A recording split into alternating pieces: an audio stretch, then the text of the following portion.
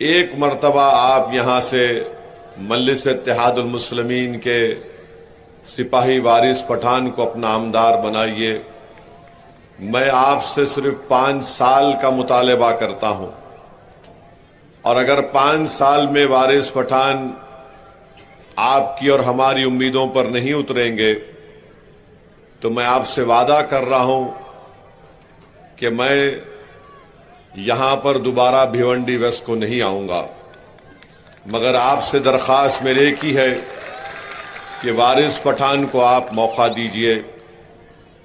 आपने बहुत से लोगों को मौका दिया और आपकी शिकायत हक बजानिब है कि जिसको आपने अपनी मोहब्बतों से नवाजा वो आपकी उम्मीदों पर नहीं उतरे।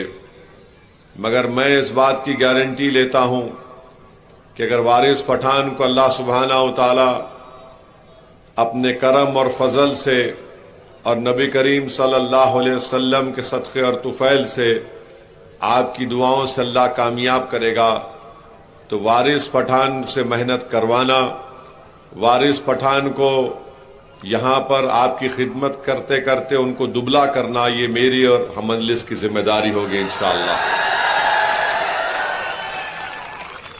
मेरे अजीज दोस्तों और बुजुर्गों, एक और बात मैं आपके सामने अर्ज करना चाह रहा हूं।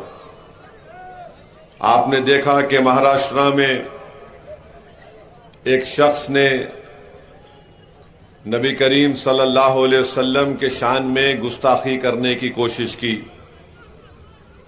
मैं ये बात इसलिए कह रहा हूं क्योंकि कोई शख्स, कोई इंसान अल्लाह के रसूल सल्लल्लाहु अलैहि वसल्लम की शान में गुस्ताखी नहीं कर सकता। जिसको अल्लाह ने रहमतुल आलमीन बनाकर भेजाया, ये इंसान की बस की बात नहीं है कि कोई आसमान की तरफ देखकर थूके तो थूक उसी के चेहरे पर गिरेगा, उस नापाक के। उसने ये अनाप शनाप बका। बहुत से नेता हैं यहां पर, कांग्रेस में भी नेता है, समाजवादी में भी है, मगर किसी ने सिवाय एक रस्मी अखबारी मीडिया को बयान देकर, किसी ने कानून के दायरे में रहकर उसका पुरजोर जवाब नहीं दिया। मजलिस इत्तेहादुल मुस्लिमीन की तरफ से इम्तियाज जलील साहब ने यह ऐलान किया कि अगर फुला तारीख तक इस नापाक शख्स को गिरफ्तार नहीं किया जाएगा तो मैं औरंगाबाद से एक गाड़ियों का काफिला लेकर निकलूंगा और थाना या मुंबई को मैं पहुंचूंगा। मजलिस के मुखालिफिन, कांग्रेस और बीजेपी और समाजवादी के कमजोर नाखिस लोग, जिनको हिंदी में क्या बोलते, नपुंसक क्या बोलते, हाँ,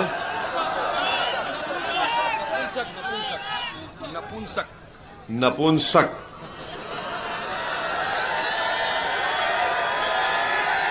इन लोगों में इतनी हिम्मत नहीं थी। और जब इम्तियाज जलील ने ऐलान किया तो सब ये समझ रहे थे कि नहीं नहीं, ये मीडिया पब्लिसिटी के लिए बोल रहे हैं। फिर बाद में इन कमजोरों ने कहा कि नहीं, पुलिस इनको रोक लेगी, औरंगाबाद में ये प्रेस कॉन्फ्रेंस करेगा। जब दिन आया एहतजाज का तो औरंगाबाद में महाराष्ट्र के मुख्तलिफ मुकामात से हजारों की तादाद में लोग अपनी अपनी गाड़ी लेकर निकले। हर कोई अपनी अपनी इस्तेताअत से निकला। और जब इम्तियाज जलील ने मुझे फोन किया कि असद भाई, औरंगाबाद की पुलिस मेरे घर को आई है और मुझसे कह रही है कि आप इस जुलूस को औरंगाबाद से मत निकालिए।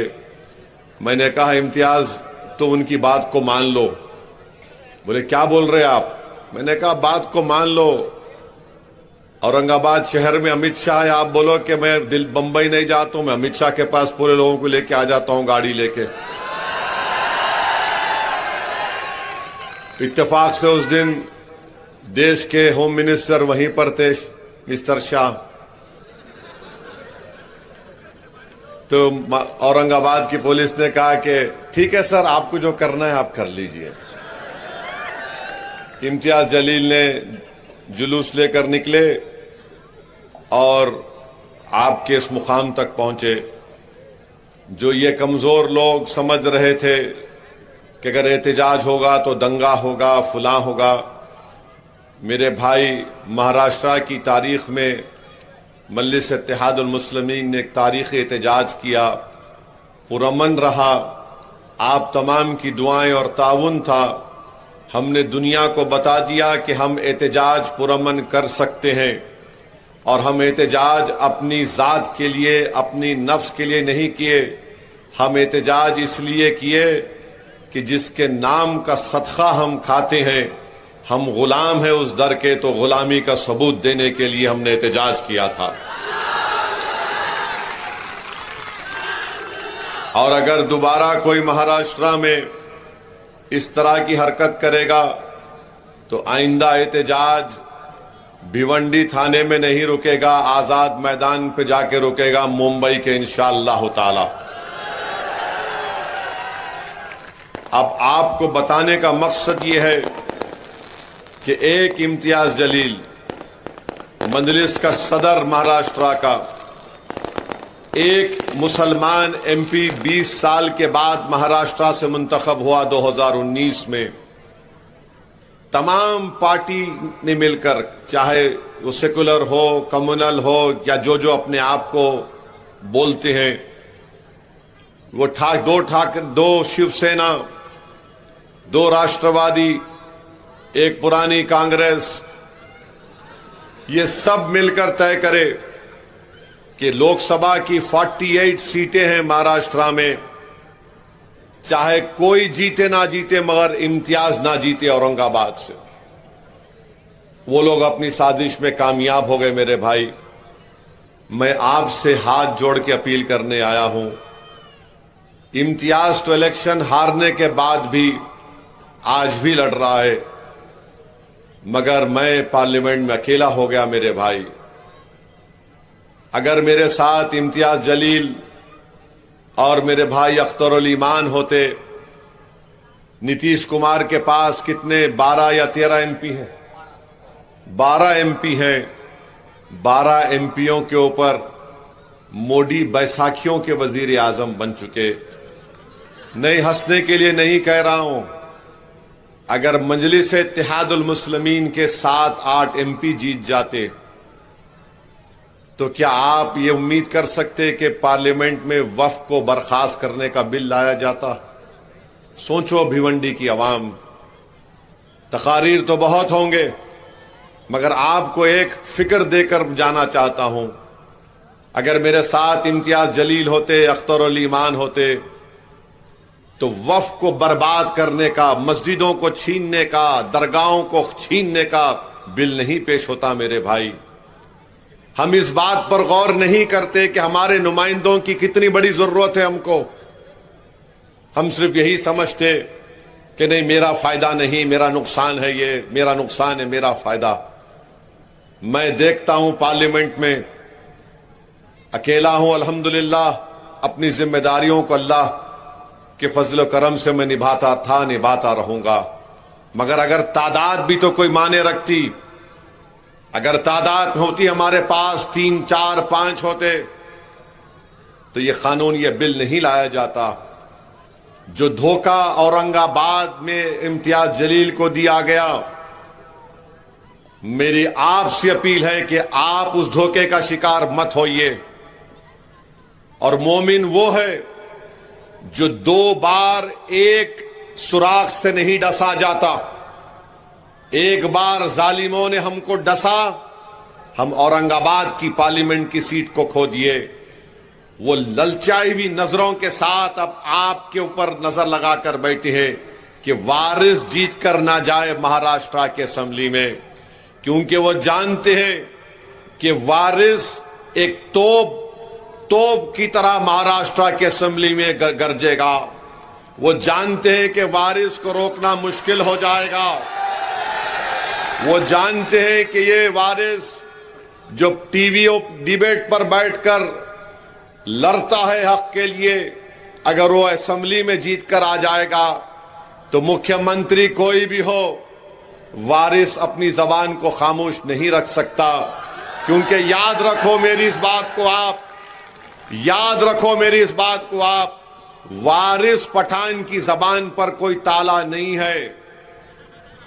वारिस पठान की जबान को कोई नहीं रोक सकता, क्योंकि वारिस पठान की जबान पर मजलिस इत्तेहादुल मुस्लिमीन लिखा हुआ है। दूसरों की जबान पर उनके नेता का नाम है। उनको अगर खांसना भी है तो पूछ के खांसना पड़ता है। उनको अगर बैतुल खला को जाना है तो पूछ के जाना पड़ता है कि सर मैं जाके आऊं। मजलिस ये काम नहीं करती। जहां पर गरीब और मजलूमों का मामला आएगा, हम शुरू से बोलते बेझिझक मुकाबला करो। इसीलिए आपने देखा कि पिछले 10 साल में 2014 से 24 तक मोदी ने जो भी कानून लाया, मजलिस इत्तेहादुल मुस्लिमीन ने उसकी मुखालिफत की।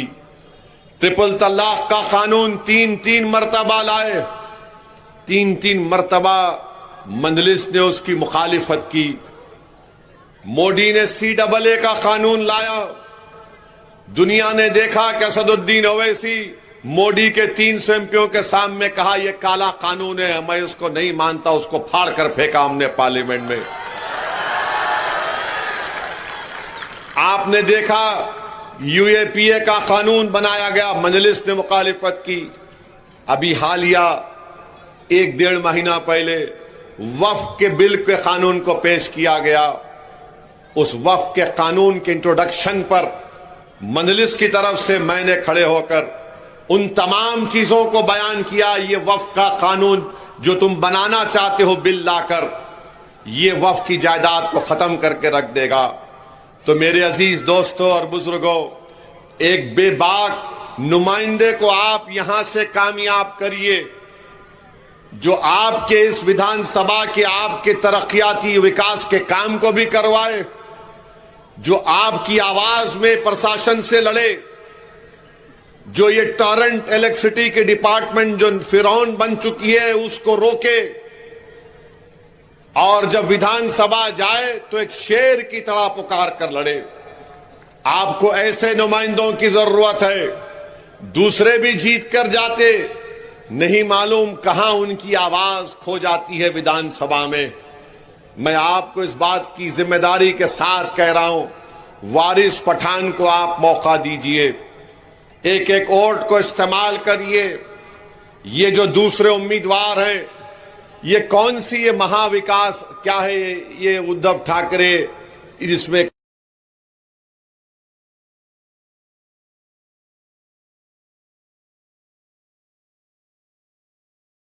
समाजवादी का कैंडिडेट यहां पे भी खड़ा हुआ है, औरंगाबाद में भी खड़ा हुआ है, मुफ्ती इस्माइल के खिलाफ भी खड़ा हुआ है, धूलिया में फारूक शाह के खिलाफ भी खड़ा हुआ है। तुम्हारी डीलिंग किससे हुई? तुम क्या करना चाहते हो बताओ हमको। और जो लोग समाजवादी पार्टी के बारे में नहीं जानते, सुनो नौजवानों, 2013 में अखिलेश यादव मुख्यमंत्री थे, चीफ मिनिस्टर थे, वजीर आला थे। मुजफ्फरनगर का फसाद हुआ, 50,000 अल्पसंख्यक समाज के मुसलमान बेघर हुए थे। 50,000, 100 के करीब मुस्लिम महिलाओं का रेप हुआ था। यह समाजवादी पार्टी है। आज आकर बड़ा अपने आप को दूध का धुलावा कहती है। अरे बेशर्मो, तुम्हारी तारीख को मैं जानता हूं, मैं जानता हूं। कैसे जानता हूं बताता हूं मैं आपको। जब मुजफ्फरनगर का फसाद हुआ, वहां पर एक शाहनवाज नामी लड़का आज भी है, जिसको मरहूम ज़फ़र-ए-आब जिलानी साहब ने कहा कि इनके साथ जाइए। मैं उन कैंपों में जो लोग रह रहे थे, 6 महीने लोग, 50,000 लोग 6 महीने तक थे। मैं उन कैंपों में जाकर उनकी इमदाद किया। 2-3-4 दिन था मैं वहां पर। मैंने अपने कानों से उन मुस्लिम खवातीन की दास्तान को सुना जिनको रेप किया गया था। आज आकर आप सेकुलरिज्म की बात करते हैं, उसमें से आज भी 8-10 खवातीन जिन्होंने उनकी अस्मत रेजी की, उनके खिलाफ मुकदमा लड़ रहे हैं। तो आज ये आप ये क्यों लड़ रहे हैं? क्योंकि यहां से आपकी आवाज कामयाब ना हो जाए।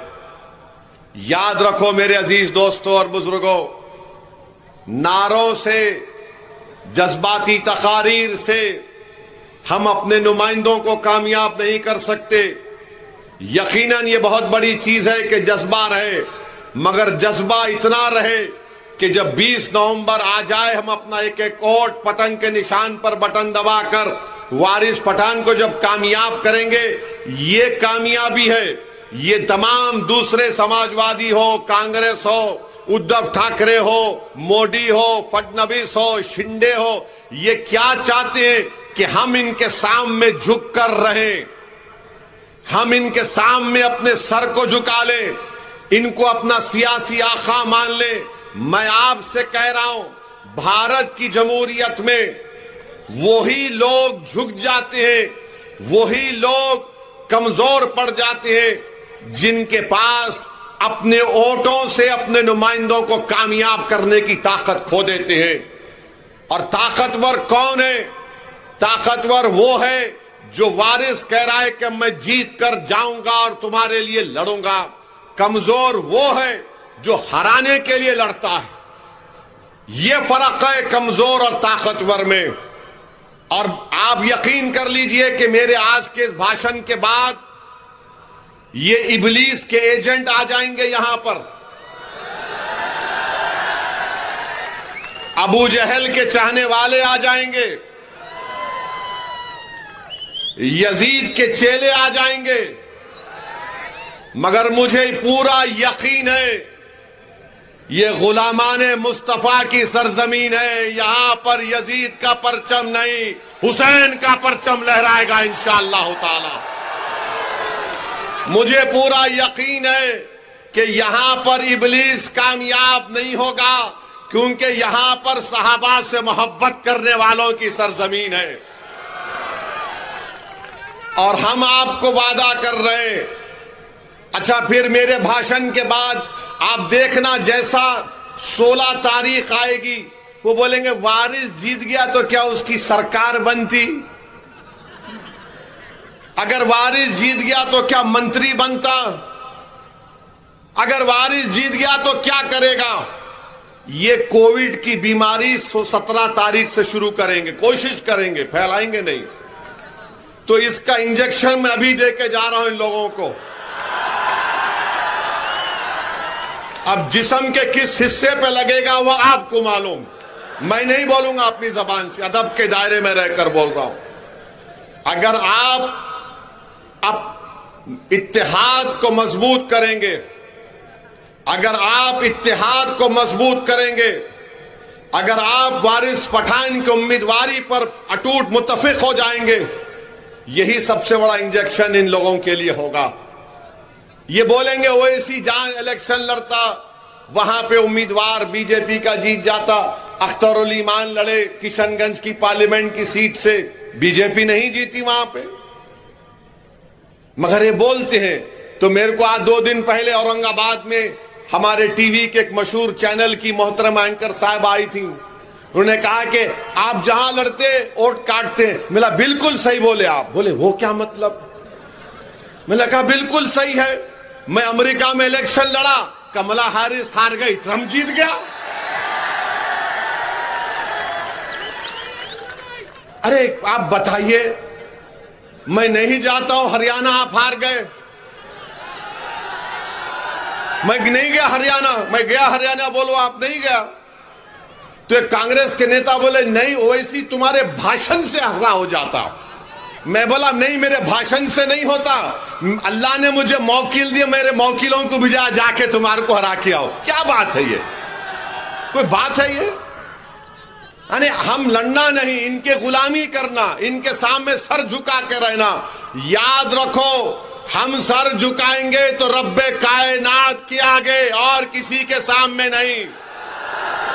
हम अपना दिल झुकाएंगे तो आकाए दो आलम सल्लल्लाहु अलैहि वसल्लम के आस्थाने के सामने ना दिल झुकेगा ना सर झुकेगा, बल्कि सर और दिल को हम एक राह सामने रखकर तुमसे कहेंगे कि भिवंडी से वारिस पठान को जीतना है और जिताकर उसको भिजाएंगे असेंबली में, ताकि वो इन गरीब और मजलूम आवाम की आवाज बन सके। मेरे अजीज दोस्तों और बुजुर्गों, ये आकर बोलेंगे वोट कट रहा, वोट कट रहा। अरे कितने वोट काट रहे तुम लोग बताओ, कहां कहां जीत गए बताओ। एक इम्तियाज जलील को सब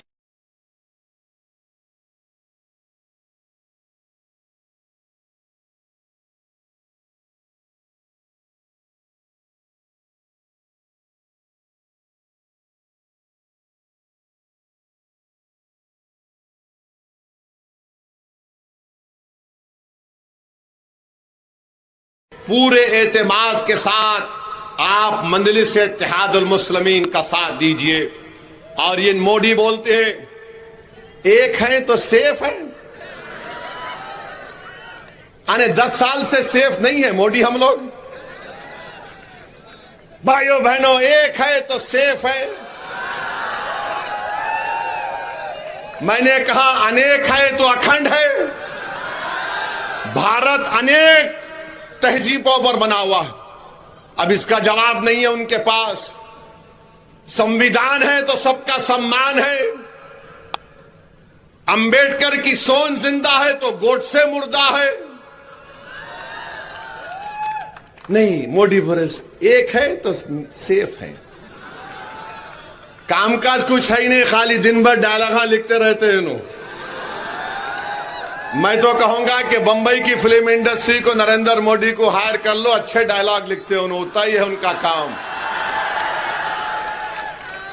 मगर मकसद क्या है मोदी के बोलने का? एक किसको करना चाह रहे मोदी? तुम एक नहीं होगे।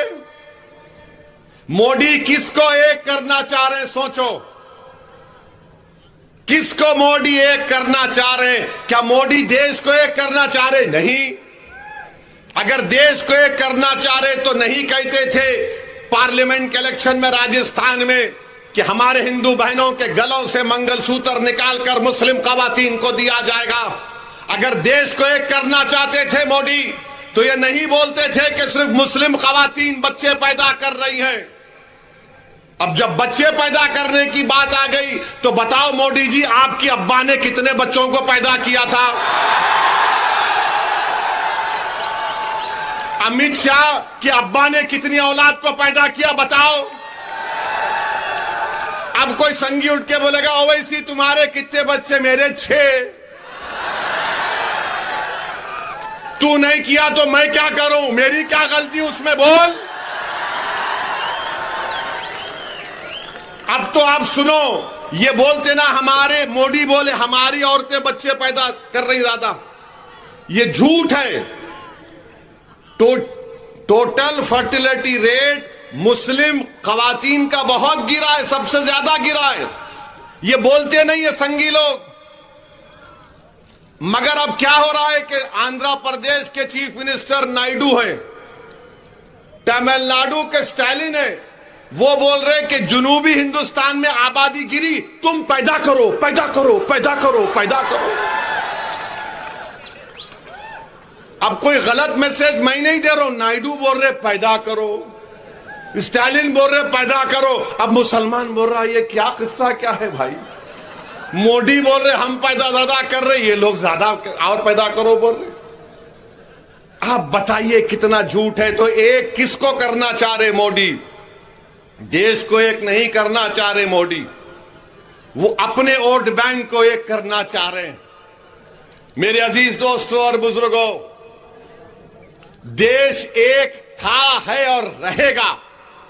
मगर देश एक कैसा है? मुसलमान है, हिंदू है, उसमें ओबीसी है, दंगर है, माली है, दलित है, सिख है, ईसाई है, जुनूबी हिंदुस्तान, मशरिकी हिंदुस्तान, ये सब अलग अलग तहजीब कल्चर का हिस्सा है, ये मिलकर एक होता। मगर मोदी क्या बोल रहे, सब कुछ छोड़ दो, खाली आरएसएस की आइडियोलॉजी को अपना लो, एक हो जाओ। और आरएसएस की आइडियोलॉजी क्या है, इस देश में एक समुदाय रहेगा, एक कल्चर रहेगा, एक जबान रहेगी। इसीलिए मंजलिस कहती है कि अनेक है तो अखंड है।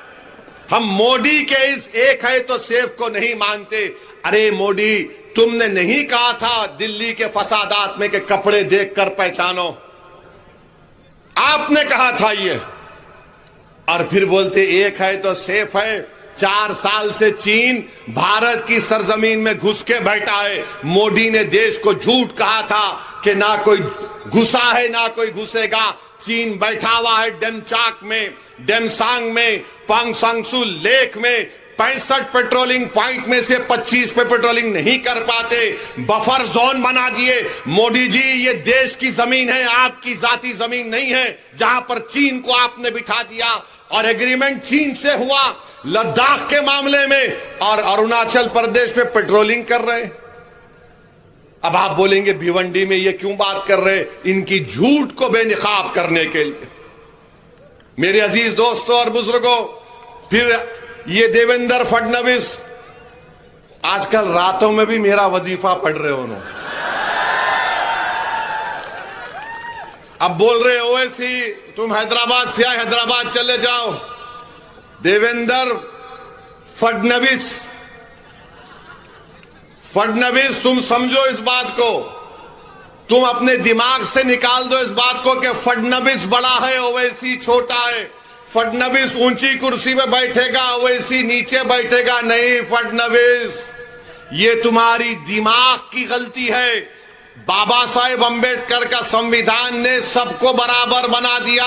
अगर तुम बैठोगे तो कुर्सी पे टांग डाल के ओवैसी तुम्हारे आंख में आंख डालकर बोलेगा कि मेरा हक मुझे दो। और देवेंद्र बोल रहे नहीं तुम हैदराबाद से हैदराबाद को चले जाओ। अरे देवेंद्र फडणवीस सुनो, हमारे अब्बा आदम अलैहिस्सलाम, हमारे अब्बा जब दुनिया में आए तो अल्लाह ने उनको कहा है भारत में आए। अब्बा पहला कदम भारत में रखे। ये जमीन मेरे बाप की है, कोई नहीं भिजा सकता कहीं भी मुझे।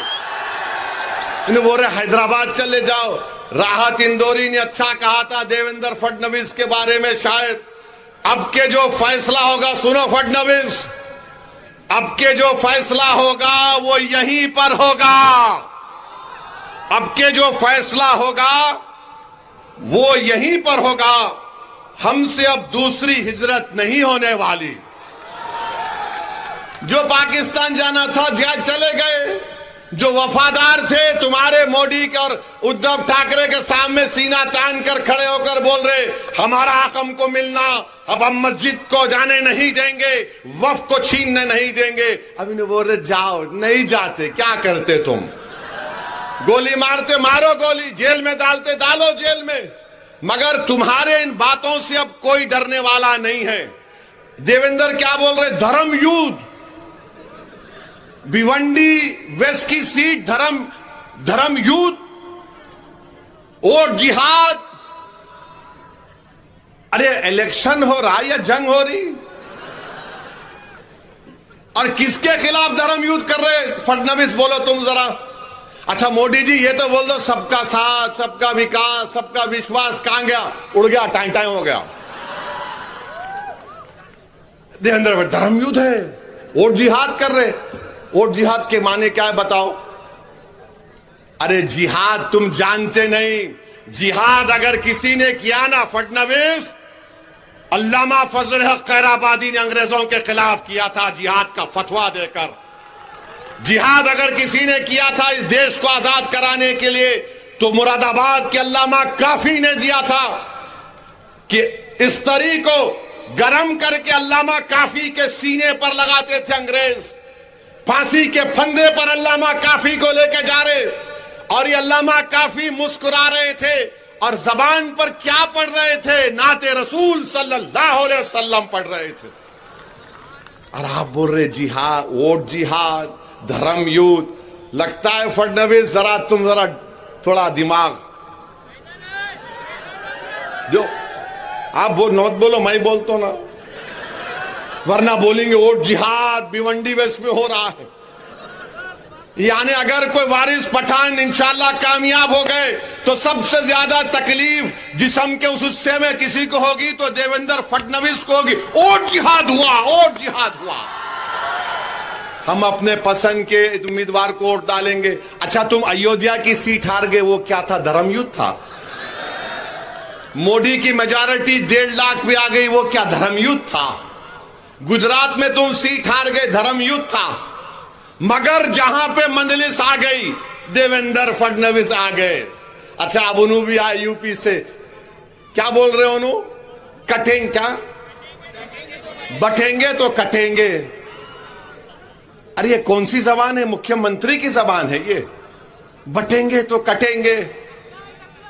कहां बट रहे हैं? तुम ही तो घर तोड़ रहे बुलडोजर से, तुम ही तो बुलडोजर से घर तोड़ रहे गरीबों का। तुम्हारी सरकार में अतीक को गोली मार दी गई, उनके भाई को हथकड़ियां हैं, तुम गोली मार दिए। मेरी गाड़ी पर गोलियां चलाए विधानसभा के इलेक्शन में, दासना में 6 गोलियां मुझ पर चलाए। ये और बात है कि अल्लाह ने अपने हबीब के सदक़े मुझे बचा लिया। मगर एक बात सुनो, मेरी एक बात सुनो, ये गोलियां चलाने वालों को बोल रहा हूं जो बाबा सिद्दीकी को मारे। अरे सुन मेरी बात को जालिम, जो इस दुनिया में आता है ना, अल्लाह उसको उसकी मां की पेट में भिजाने से पहले आलम अरवाह में अल्लाह उसकी इज्जत, उसकी रिज़्क़, उसकी जिंदगी लिख कर भी जाता। अगर मेरी मौत शहीदों की तरह होगी तो लाखों बार मैं कबूल करने को तैयार हूं। कब चलाएगा गोली? चला मुझ पर। तुम समझ रहे हम मौत से डरने वाले हैं? अरे मौत से नहीं डरते हम। हमारी दुआ एक ही होती कि जब कभी भी जिस्म से अल्लाह रूह निकालेगा, एक बार अल्लाह अपने हबीब का दीदार करा दे और कलमे पे हमारा जबान पर कलमा अल्लाह नाफिज कर ले, हम जाएंगे दुनिया से, हम जाएंगे। सबको जाना है। बल्कि मैं तो दुआ करूंगा कि अल्लाह, आप सब आमीन बोलना, या अल्लाह नरेंद्र मोदी को, अमित शाह को, देवेंद्र फडणवीस को अल्लाह 130 साल की उम्र दे। हो गया ना, हो गया। अब तुम जियो, हम तो मौजा ही मौजा करते हुए जाएंगे। और जब खबर में जाएंगे तो अल्हम्दुलिल्लाह वो चेहरा मुबारक दिखा जाएगा। हम तुम्हें तो हमारा क्या तुम कंपेयर कर रहे? बटेंगे तो कटेंगे। अरे किसको डरा रे? ये डरने वाले नहीं हैं, ये डरने वाले नहीं है। हाँ, 1 दिन 2 दिन 3 दिन 10 साल से तुम डरा रहे हो, मगर डरने का नाम नहीं ले रहे हैं। 1 साल से इजराइल मार रहा है 40,000 लोगों को, तब भी उनके हौसलों को नहीं तोड़ सका। दुनिया परेशान है। क्या है ये वो है, आका के गुलामों के गुलाम है हम लोग। ये तुम्हारे डराने से डरने वाले नहीं है। तुम किसी और को डराओ, बटेंगे कटेंगे। एक है तो सेफ है, वो वहां चले जाओ, यहां चले जाओ, वो दिन चले गए, अब कोई डरने वाला नहीं है। अब ये मुल्क हमारा था, है और रहेगा इंशाअल्लाह ताला। मेरे अजीज दोस्तों और बुजुर्गों, नारा लगाएंगे आखिरी में, ठहरो जरा तुम। 20 तारीख को भी वोट लगा के, बटन दबा के वारिस पठान को बोलना नारे तकबीर, ये काम करना प्यारे। मगर 20 तारीख तक एहतियात करो। अगर कोई दिखा इबलीस का एजेंट, आयतल कुर्सी पढ़ के भाग, उसके बाद भी नहीं सुना तो अज़ान देना शुरू कर दो, अल्लाहु अकबर अल्लाहु अकबर। अज़ान की आवाज सुन के भागता हूं ने। हाँ ने वो अब ज्यादा चीजें नहीं बोलना चाह रहा हूं, इलेक्शन का कानून है। मगर आपसे दरमंदाना अपील है मेरे भाई, ये वक्फ का कानून अगर बिल कानून बन गया, मेरी बात ज़हन नशीन कर लो, भिवंडी की मस्जिदें छीन ली जाएंगी, भिवंडी के मदरसे बंद कर दिए जाएंगे, मोदी ऐसा कानून बनाना चाहते हैं कि भारत के पूरे मस्जिदों को बर्बाद करना चाहते हैं, कलेक्टर को पावर देकर। मैं तुमको कह रहा हूं, हम एक मस्जिद खो चुके हैं। उठो अवाम, उठो मेरे भाई बहनों। तुम अगर उस वक्त नहीं अपने उठोगे तो कब उठोगे? क्या तुम उस वक्त उठोगे जब तुम्हारी मस्जिद के सामने लाकर पोस्टर लगा दिया जाएगा ये वक्फ की जायदाद नहीं है? क्या तुम उस वक्त उठोगे जब कब्रिस्तान पे नोटिस लगाई जाएगी कि ये वक्त नहीं है? क्या तुम उस वक्त उठोगे जब तुम्हारी खानखाहों को बंद कर दिया जाएगा? क्या तुम उस वक्त उठोगे जब दरगाहों को मुखफिल कर दिया जाएगा? उठो, ये वक्त उठने का है। ये लड़ाई तुमको और हमको लड़ना है। कोई आकर वक्फ को बचाने की लड़ाई नहीं लड़ेगा। अगर हम इस चुनाव में जहां पर मजलिस के उम्मीदवार है वहां कामयाब करेंगे तो यकीन जानो इंशाअल्लाह ताला हम वक्फ की जायदादों को बचा पाएंगे, वरना नुकसान हमारा होगा। और वक्फ क्या है मालूम तुमको? वक्फ क्या है मालूम तुमको? वक्फ की जायदाद का मालिक ओवैसी नहीं, उसका मालिक अल्लाह है। अल्लाह है। तो मोदी बोल रहे अल्लाह मालिक नहीं, मैं मालिक बन जाऊंगा, कलेक्टर मेरा नायब रहेगा। तो 20 तारीख के दिन मेरी आपसे गुजारिश है, अपना एक एक वोट, अपनी आवाज अपने नुमाइंदे को दीजिए। देंगे ना मेरे भाई? जरा सेलफोन की लाइट ऑन करके बोलो, पूरे लाइट ऑन करो सेलफोन के, ताकि इब्लीस को मालूम हो जाए, फडनवीस को मालूम हो जाए कि भिवंडी वेस्ट में क्या चलेगा। पतंग चलेगी, पतंग चलेगी। मजलिस को वोट देंगे ना मेरे भाई? 20 तारीख के दिन आप एक एक वोट मजलिस को देकर कामयाब करिए। अल्लाह आपको सलामत रखे। अब मेरे साथ नारा लगाइए, नारे तकबीर। पतंग को, पतंग को, भिवंडी की आवाम जिंदाबाद।